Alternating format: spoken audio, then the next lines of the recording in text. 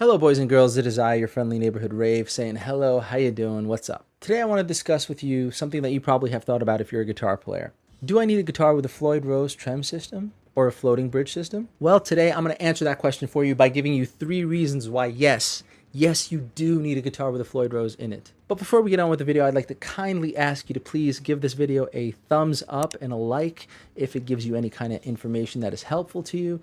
I'd really appreciate it. It would help out with the algorithm and you know the rest. On with the video. We're not going to do a deep dive into the history of Floyd Rose. You can do that on Wikipedia, and there are better videos on YouTube that will help you out with that. But let's do a brief kind of history lesson about Floyd Rose. Floyd Rose is the name of a guitar tech who at one point invented a bridge that allows your guitar to whammy and abuse the strings as much as you want without it going out of tune. Whereas before, most guitars and most bridge systems were unlocked, Floyd Rose created a system that is locked, meaning it could withstand a lot more abuse and result in the guitar going out of tune less. So let's take a look at a guitar with a Floyd Rose. This is a guitar you guys might be familiar with. It's an Ibanez RG655, but I refer to it as El Alvaro. Named, of course, after my lovely friend who's allowing me to use this. Hello, Alvaro. You are the man. Now, essentially what a Floyd Rose bridge is this system right here. You see this little whammy bar? That's connected to the bridge right there. And that bridge allows you to do all these kind of tremolo vibrato effects. Now, essentially what a bridge with a trem bar allow you to do is it allows you to add some vibrato to anything you play, whether it's chords or single notes. And before, on old Stratocasters that had a trem bar, the more you would shake the guitar, so to speak, shake the whammy bar, it would take the guitar out of tune.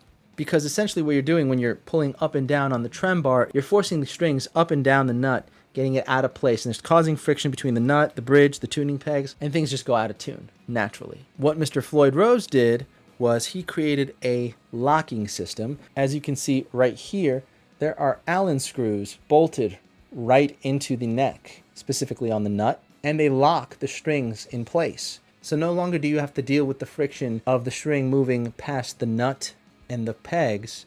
Now you're just focusing on the nut and the bridge. So this is all the string that you're playing. And what that allows you to do is more crazier, bigger sounding vibrato. And you can do it as often as you want without having to worry about the string going out of tune. However, it does go out of tune eventually, but our good friend Floyd Rose thought of that too, and he came up with these fine tuners right here.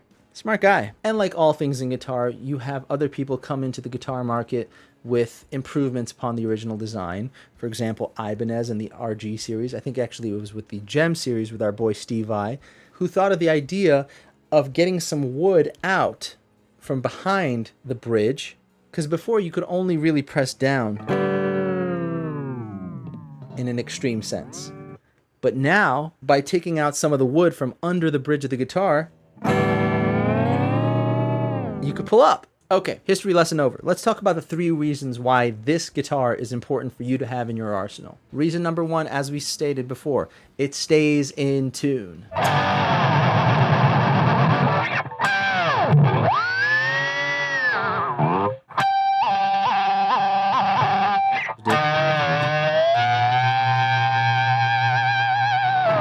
So you could put a guitar with a locking bridge through all kinds of abuse, and no matter what you do,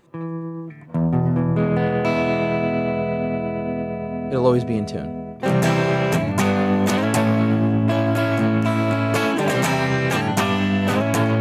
But as I mentioned before, even with a locking bridge, the guitar can still go out of tune, and for that, we have the fine tuners. So in my case right now, E is good, A is okay, D is alright, G is okay, B is a little high, so we would just take the locking tuner, fine tuners, bring it down, now it's okay, and E is great.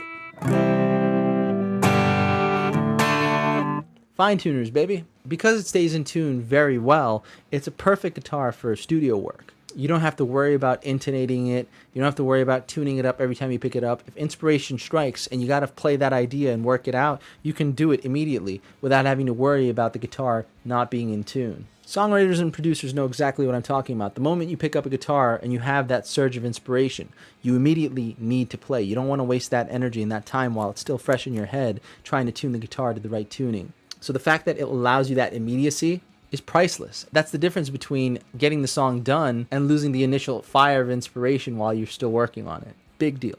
And also for live shows, the reliability is very helpful too. You don't really have to worry that much about tuning in between songs because you will always be in tune.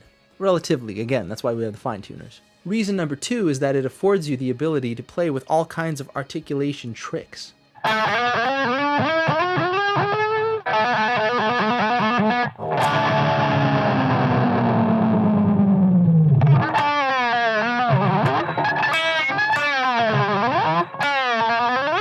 So obviously everybody knows about the dive bombs made famous by Eddie Van Halen. Goes a little something like this. And plenty of people like Steve Vai and Joe Satriani who do all kinds of different crazy tricks with the bridge itself. One of my favorite things I actually heard was from Jimi Hendrix, believe it or not, where he would be doing this pentatonic lick. He would do it on a few notes, and he would basically have it as a continuous lick, but he would emulate the sound of a tape recorder being slowed down by basically depressing the bar, like so.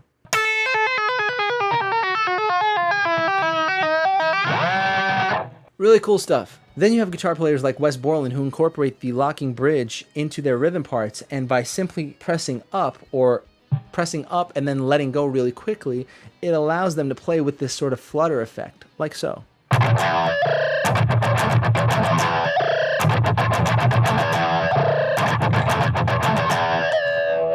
But one of the coolest things about a locking bridge is it allows you to sort of mimic a slide guitar in the fact that you can get those in-between notes sometimes with your playing.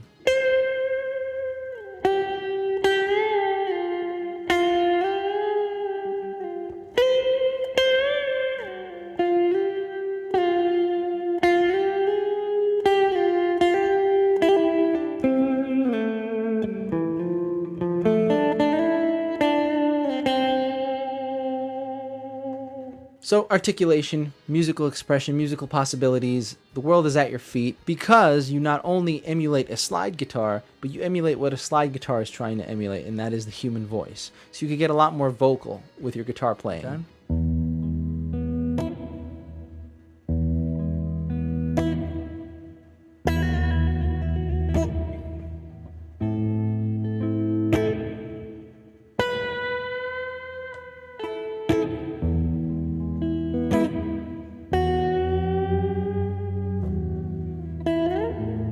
And reason number 3 has been tested by all the legends of guitar playing, and that is, it is the perfect live show filler. A lot of times when you're playing a live show, you want to do more than just sit there and play your chords and play your solos.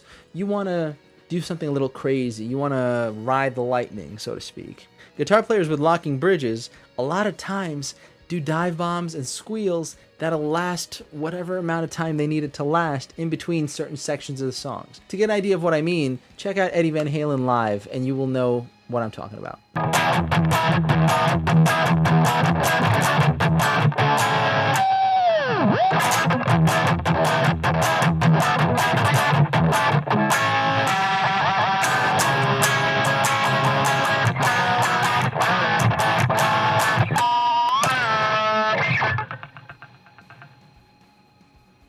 Damn, rocking so hard we already popped the strings.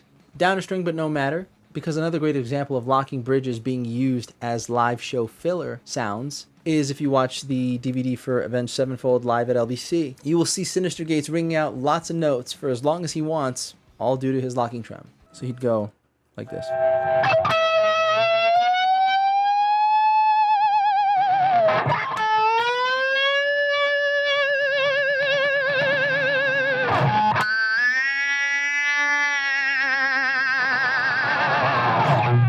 Well, there you have it, folks. 3 reasons why you need a guitar with a locking trem. And you know what? I'm going to throw in a 4th one for you. 4th reason why you need a guitar with a locking trem in it? Because it looks cool. I mean, look at that. That's beautiful. That's all the time we got today, folks. Again, I would like to kindly ask you to hit that like button if you enjoyed what you just saw, or if you learned anything. Either way, I appreciate your time. You'll have to excuse me while I repair the string on this bad boy. I will see you next time. Until then, take care of yourselves and each other. Bye-bye.